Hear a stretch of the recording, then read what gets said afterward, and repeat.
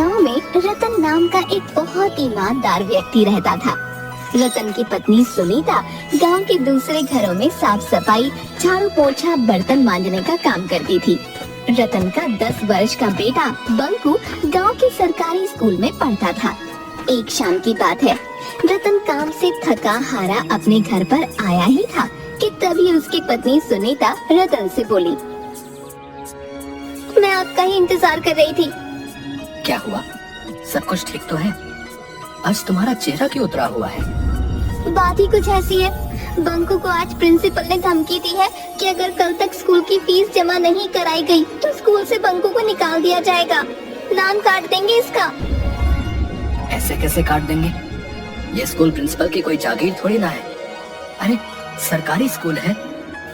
इस बात को तो मैं भी जानती हूँ, लेकिन आप ही बताओ ना, आपने बंकू की फीस कितने महीने से जमा नहीं की? सुनीता की बात सुनकर रतन उदास होकर गहरी सोच में डूबते हुए बोला, बात तो तुम सही कह रही हो।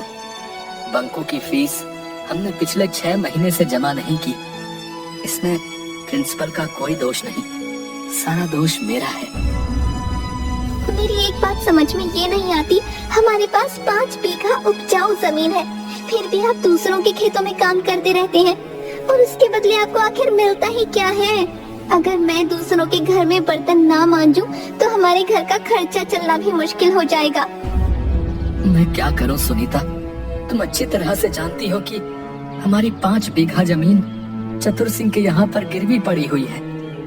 पिताजी ने सेठ जी से जो 2 लाख रुपए का कर्जा लिया था वो उसे चुका नहीं पाए और स्वर्ग सिधार गए। और रही बात मेरी, तो तुम तो जानती हो कि मैं मुश्किल से कितना कमा पाता हूँ। मैं आपकी सारी बात समझती हूँ, लेकिन कुछ ना कुछ तो करना ही पड़ेगा ना। अगर ऐसे ही चलता रहा तो मुझे लगता है हमारे इससे भी बुरे दिन शुरू हो जाएंगे। तुम चिंता मत करो सुनीता, मैं कोई ना कोई इंतजाम करता हूँ। इतना कहकर रतन चारपाई पर लेटकर गहरी सोच में डूब गया। रतन रात भर यही सोचता रहा कि आखिर ऐसा कौन सा काम किया जाए जिससे उसकी गरीबी दूर हो जाए। अगले दिन रतन अपने चतुर सिंह की हवेली में पहुंच गया। रतन चतुर सिंह की हवेली में अपने ही खेतों में काम किया करता था, जो कि चतुर सिंह के कब्जे में थे। रतन को हवेली में देखकर चतुर सिंह बुरी तरह से चौंक गया। क्या बात है रतन, आज तुम खेत में काम पर नहीं गए? सुबह सुबह यहाँ क्यों चले आए भाई? आप तो जानते हैं सेठ जी कि मेरा परिवार गरीबी की किस कगार पर खड़ा है और कल तो हद हो गई। क्यों भाई, कल ऐसा क्या हो गया जो तुम्हारे पैर हमारी हवेली तक आने के लिए मजबूर हो गए? कल स्कूल वालों ने मेरे बेटे बंकू को स्कूल से वापस कर दिया, ये बोलकर कि जब तक मैं उनकी पूरी फीस नहीं चुका देता तब तक बंकू स्कूल में नहीं पढ़ सकता। और यहाँ तक कि उन्होंने ये तक बोल दिया कि अगर कुछ दिनों के अंदर मैंने उनकी फीस नहीं चुकाई तो वो मेरे बेटे का नाम काट देंगे। तो इसमें हैरानी की क्या बात है? क्या तुम्हें पता नहीं कि गरीबों को अपने बच्चों को पढ़ाने का कोई अधिकार नहीं?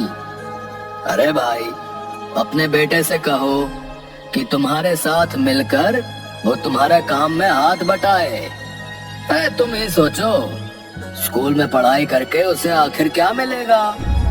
वैसे भी पढ़ लिख कर किसी की नौकरी तो लगती नहीं है। तुम्हारे साथ कुछ काम करेगा तो तुम्हें कुछ ना कुछ कमा कर ही देगा। ये कैसी बातें कर रहे हैं सेठ जी? आप चाहते हैं कि मैं अपने बच्चे की पढ़ाई छुड़वा दूं और उसे अपनी ही तरह अनपढ़ रहने दूं? अनपढ़ होना बुरी बात नहीं है रतन, गरीब होना बुरी बात है। अब तुम ही देखो, इस देश में न जाने कितने ऐसे नेता बनते हैं जिन्होंने कभी स्कूल की शक्ल तक नहीं देखी होती। इस देश में नेता किस प्रकार से बनते हैं और वो क्या करते हैं, मुझे इस बात से कोई लेना देना नहीं। मैं किसी भी कीमत पर अपने बेटे की शिक्षा नहीं छुड़वा सकता, क्योंकि शिक्षा ही हमारे आने वाले कल को सुधारता है। मुझे कोई शौक नहीं है ये बताने का कि तुम्हें क्या करना है। अब वो सब छोड़ो, ये बताओ कि तुम यहाँ पर क्यों आए हो? सेठ जी, मेरे खेत आपके यहाँ पर बरसों से गिरवी रखे हैं। मुझे अपने खेत होते हुए भी अपने ही खेतों में नौकरी करनी पड़ रही है, और उसके बदले आप मुझे देते क्या हैं? मेरे खेत में जितने भी नौकर काम करते हैं उससे अधिक ही तुम्हें देता हूँ। अब तुम क्या चाहते हो? मैं आपसे ज्यादा कुछ नहीं चाहता सेठ जी। मैं बस ये चाहता हूँ कि मेरी पगार थोड़ी सी बढ़ा दी जाए, और उस पगार में से थोड़े से पैसे मुझे अभी दे दिए जाए, ताकि मैं बंकू की स्कूल की फीस जमा करा सकूं। रतन की बात सुनकर चतुर सिंह जोर जोर से हंसते हुए बोला, लगता है तुम्हारा दिमाग खराब हो गया रतन, हैं? तुम शायद भूल गए हो कि तुम्हारे पिताजी ने मुझसे 2 लाख का कर्जा लिया था। 2 लाख का। जी मुझे अच्छी तरह से याद है सेठ जी, और उस कर्ज को चुकाते चुकाते मुझे 20 बरस से अधिक हो गए हैं। मैं 15 साल का था जब से मैं अपने ही खेतों में दिन रात कोल्हू के बैल की तरह जुटा रहता हूँ, लेकिन ना के बराबर आपसे पगार लेता हूँ। उसके बावजूद भी आपके 2 लाख रुपए खत्म होने का नाम ही नहीं ले रहे। तुम जितना काम करते हो उतना तुम ले जाते हो, और रहा सवाल तुम्हारे खेत का, तो तुम्हारे पिताजी ने 2 लाख रुपए मुझसे उधार लिए थे, जो ब्याज मिलाकर आज की तारीख में कम से कम 10 लाख रुपए होते हैं। 10 लाख रुपए मुझे दे दो और अपने खेत वापस ले लो। उसके बाद अपनी मर्जी के मुताबिक अपने खेत में हल चलाना और फसल बोना। मैं तुमसे कोई सवाल नहीं करने वाला। तो क्या आप मेरी पगार नहीं बढ़ाएंगे सेठ जी? मैं बहुत मजबूरी में आपके पास आया हूँ। जिसे तुम मजबूरी कहते हो, हमारी भाषा में उसे बगावत कहते हैं, बगावत। और मैं बागियों की बात नहीं मानता, और ना ही उन्हें काम पर रखता हूँ। अब सुनो तुम, अब से तुम्हें काम पर आने की कोई भी जरूरत नहीं है। जाओ जाओ जाओ जाओ, अब तुम जा सकते हो यहाँ से, जाओ। रतन मुंह लटकाकर घर चला आया, जहाँ पर उसका पड़ोसी बिरजू पहले से ही उसका इंतजार कर रहा था। बिरजू भी चतुर सिंह की हवेली में ही काम किया करता था। रतन को उदास देखकर बिरजू मुस्कुराता हुआ बोला, मैं जानता था कि चतुर सिंह तुम्हारी पगार नहीं बढ़ाएगा और तुम्हें काम से भी निकाल देगा। तुम्हारे चेहरे की मायूसी बता रही है कि तुम्हारे साथ कुछ ऐसा ही हुआ है। तुमने बिल्कुल सही कहा बिरजू। मैंने चतुर सिंह के यहाँ पर 20 साल लगातार कितनी मेहनत और ईमानदारी से काम किया। आज जब मैंने अपनी पगार में कुछ रुपए बढ़ाने की बात की तो उसने मुझे काम से ही निकाल दिया। और तो और जो मेरे पिताजी ने 2 लाख रुपए जो कर्ज लिए थे वो अब 10 लाख रुपए में परिवर्तित हो गए। बताओ। अरे मैंने तुमसे पहले भी कहा था और अब भी कह रहा हूँ कि मैं जानता हूँ कि चतुर सिंह अपनी तिजोरी कहाँ रखता है, और तो और मैं ये भी जानता हूँ कि उस तिजोरी की चाबी कहाँ है। लेकिन तुम मेरा साथ देने के लिए कभी तैयार ही नहीं होते यार। मेरा जवाब तुम्हारे लिए कल भी ना था और आज भी ना है। मैं चोर नहीं हूँ। अरे राजा हरिश्चंद्र बनकर तुम्हें आखिर मिलेगा क्या है? तुम खुद ही देखो, उस सेठ ने तुम्हारी पगार बढ़ाने से मना कर दिया, और तो और तुम्हें काम से भी निकाल दिया। उसके बाद भी तुम ऐसी बातें कर रहे हो बे? हाँ, अगर उसने मुझे काम से बाहर निकाल दिया तो ये उसका स्वभाव है भाई। मैं उसके स्वभाव की वजह से चोर नहीं बन सकता। मुझे अपनी ईमानदारी पर पूरा भरोसा है। एक ना एक दिन मेरे दिन जरूर बदलेंगे भाई। रतन की बात सुनकर बिरजू क्रोधित होते हुए रतन की ओर देखकर बोला, हाँ जरूर बदलेंगे रतन, जरूर बदलेंगे, लेकिन सिर्फ सपनों में। इतना कहकर बिरजू वहाँ से चला गया। बिरजू के जाते ही रतन की पत्नी सुनीता रतन से बोली, पहले तो मुझे बिरजू के ऊपर बहुत क्रोध आता था, लेकिन जिस तरह से आज उस सेठ ने तुम्हें काम से निकाल दिया, अब तो मुझे बिरजू की बात सही लग रही है। तुम्हें बिरजू का साथ देना चाहिए। ये तुम कैसी बातें कर रही हो सुनीता? तुम जानती हो ये बिरजू मुझे चतुर सिंह के घर पर चोरी करने को बोल रहा है। क्या मैं तुम्हें चोर दिखता हूँ? चतुर सिंह एक नंबर का पापी है। पापियों के घर पर चोरी करने में क्या शर्माना। तुम्हारे हाथ में कुछ पैसे आ जाएंगे तो हमारे दिन वक्त अच्छे हो जाएंगे। ईश्वर पर भरोसा रखो सुनीता, और याद रखना मैं चोरी नहीं करूंगा। हाँ। रतन की बात सुनकर रतन की पत्नी सुनीता चुप हो गई। कुछ दिन के बाद रतन के बुरे दिन शुरू हो गए। रतन ने पूरे गांव में हर किसी से काम मांगा, मगर उसे काम नहीं मिला। कुछ ही दिनों के बाद उसके घर पर राशन पानी सब कुछ खत्म हो गया। रतन और उसके परिवार की भूखे मरने की नौबत आ गई।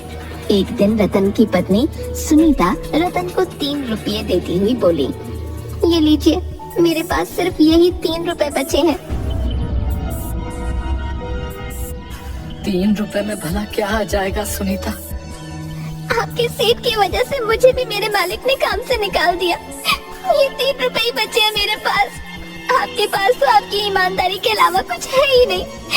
जाइए और शाम के समय खाली हाथ मत आइएगा।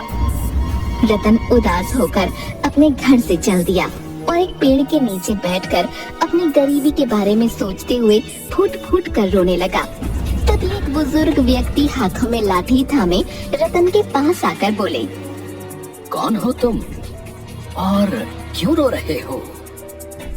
मैं बहुत परेशान हूँ बाबा। अभी मेरा बातचीत करने का बिल्कुल भी मन नहीं है। अरे, बातचीत करने से मन हल्का हो जाता है बेटा।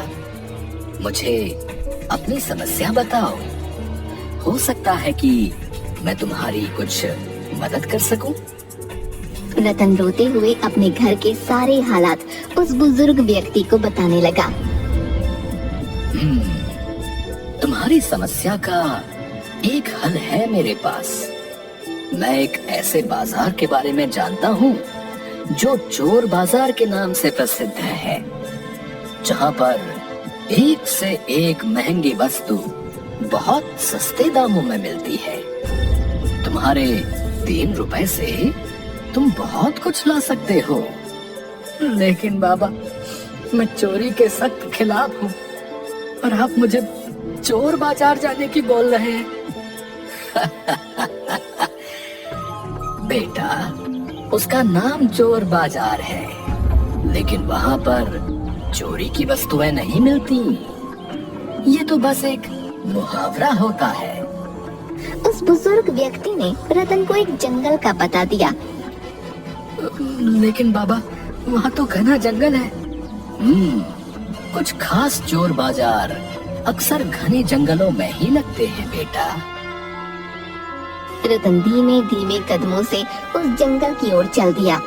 कुछ दूर जाकर उसे एक जंगल में बाजार लगा नजर आया, जहाँ पर एक से एक आधुनिक वस्तु लेकर पुरानी वस्तुएं तक बिक रही थीं। उस चोर बाजार में खाने पीने की वस्तुओं से लेकर हवाई जहाज तक मौजूद था। ये देखकर रतन की आश्चर्य से आंखें फटी की फटी रह गईं। तभी रतन की नजर दाल चावल की दुकान पर पड़ी। रतन वहाँ पहुँचते ही झिझकते हुए उस दुकानदार से बोला, भैया, ये आटे की बोरी और दाल की बोरी कितने किलो की है? भैया, ये आटे की बोरी जो है 25 किलो की, और ये दाल की बोरी भी 25 किलो की है। मेरे पास तो केवल 3 रुपए हैं, लेकिन बाबा ने कहा था कि यहाँ पर बहुत सस्ती वस्तुएं मिलती हैं। रतन को सोचते देख वो दुकानदार रतन से बोला, क्या हो गया भैया, किस सोच में पड़ गए? ये आटे और दाल की बोरी मुझे कितने में मिल जाएगी? अरे भैया, केवल 1 रुपए में।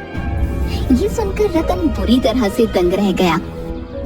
कहीं आप मजाक तो नहीं कर रहे? अरे भैया, मुझे लग रहा है कि आप यहाँ पर नए हो। रतन ने उसे 1 रुपया दे दिया और बोरी घर पर उठाकर ले आया। अरे, आपके पास तो कल 3 रुपये थे, क्या आप किसी से पैसे उधार लेकर आए हो क्या? पागल हो गई हो क्या? मुझ जैसे गरीबों को कौन भला पैसे उधार देगा? इतना बोलकर रतन ने सारी बात अपनी पत्नी सुनीता को बता दी। अगर ऐसी बात है तो फिर से आप उस चोर बाजार से वस्तुएं लाकर कोई व्यापार क्यों नहीं शुरू करते? लेकिन अब मेरे पास केवल 1 रुपया ही बचा है। कोई बात नहीं, आपने कहा कि उस बाजार में 1 रुपए में कोई भी महंगी वस्तु मिल जाती है। आप 1 रुपए की कोई भी महंगी वस्तु ले लीजिए और उसे बेच दीजिए। फिर अगले दिन आपको जो मुनाफा हो उससे और अधिक सामान ले आइए। रतन को अपनी पत्नी की बात पसंद आई। अगले दिन रतन चोर बाजार में पहुंच गया। वो सीधा एक कंप्यूटर की दुकान पर पहुंचा और एक महंगा कंप्यूटर 1 रुपये में खरीद कर ले आया और गांव में बेच दिया। रतन को उस कंप्यूटर से पूरे 20,000 रुपए का मुनाफा हुआ। उसके बाद ऐसा रोज होने लगा। रतन कुछ ही दिनों में देखते ही देखते रतन के दिन बदल गए। अब बंकू सरकारी स्कूल में नहीं बल्कि एक महंगे प्राइवेट स्कूल में पढ़ने लगा और रतन के टूटे फूटे घर की जगह एक बहुत बड़ा आलीशान मकान बन गया। कुछ महीनों बाद रतन सीधा सेठ के पास पहुंचा। सेठ जी, ये लीजिए 10 लाख रुपए। वो सब तो सही है रतन, लेकिन मेरी समझ में नहीं आता कि आखिर तुम इतने पैसे ले कहां से आए। सेठ जी, आपको अपने कर्ज से मतलब है, इससे आपको कोई मतलब नहीं कि मैं ये पैसे कहां से लेकर आया। बाकी पूरा गांव जानता है कि मैं एक ईमानदार हूँ, कोई भी गलत कार्य नहीं कर सकता। रतन का टका सा जवाब सुनकर सेठ अपने दांत पीस कर रह गया। वो चाहकर भी अब कुछ नहीं बोल सकता था क्योंकि रतन अब उसकी बराबरी तक पहुंच गया था। रतन ने अपने पिता की जमीन छुड़ा ली। इसका पीछा करना पड़ेगा, सुना है ये अक्सर जंगलों में जाता रहता है।